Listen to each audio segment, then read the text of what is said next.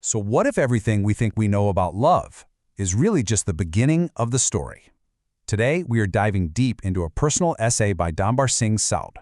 It's an exploration that really challenges the whole fairy tale idea and looks at the real-life journey of love as a conscious, lifelong commitment. I mean, think about it. We all have some idea of what love is, but where does that idea actually come from? It's a huge question, right? One that's puzzled philosophers, poets, and, well, probably all of us at some point. Is love that lightning strike of attraction we see in the movies? You know, that whirlwind romance that just sweeps you off your feet? Or is there something quieter, something more profound that popular culture just seems to miss? Well, today we're going to step away from the big screen and into one person's actual life story. It's a journey that shows love not as some single dramatic event, but as a conscious, evolving process that's built over an entire lifetime. All right, so let's start by taking apart some of the common myths about love. The author calls this the illusion of love, and honestly, it's a really powerful idea that sets the stage for everything that follows. The author kicks things off with this powerful thought. He makes the point that, we talk about love all the time, but we rarely dig into what it truly means beyond those initial surface-level feelings. And this is where you can really see the two worlds colliding. On one side, you've got the Hollywood version of love. It's sudden, it's impulsive, it's dramatic. But on the other side, you see the author's reality. Love as a patient journey, a conscious choice, and something you actively decide to build. So, where does a journey like this even begin? Well, for the author, it all started way back in childhood, with those first kind of tentative sparks of attraction. This timeline really paints a picture of a childhood that wasn't some frantic search for the one. Nope, it was a world of innocent curiosity, a third-grade crush here, some fleeting teenage attractions there, all while life was just happening. Cricket, school, friends, even an early flicker of attraction to his future wife was just that, a flicker in a much, much bigger picture. So what's the big takeaway here? Well, the author suggests that these early feelings are basically emotional training wheels. They help us learn to balance and navigate our feelings, but they aren't the engine that's going to carry you through a lifetime. They're the opening act, not the main event. Okay, this brings us to a real turning point, which happened for him during his undergraduate years. This is where a simple feeling started to morph into something way more profound. And this is where the story gets really deep.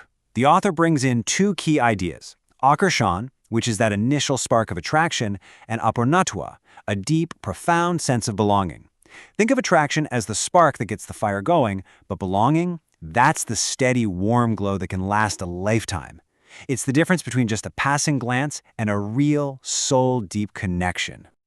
So, forget those big movie scenes. This transformation happened in the most ordinary place imaginable, a bustling market in Mahendranagar.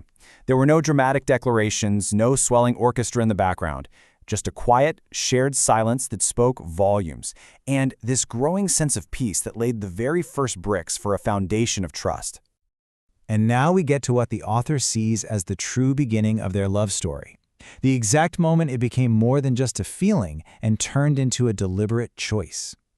You know the old saying, distance makes the heart grow fonder?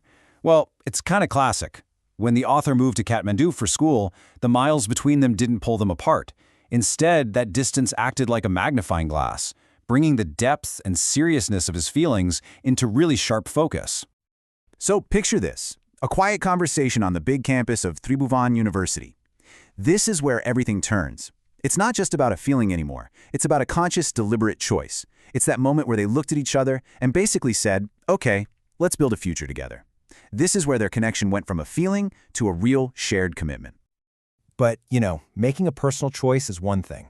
Making it actually work in the real world, that's a whole other story. Their commitment was immediately put to the test by all kinds of social and family expectations.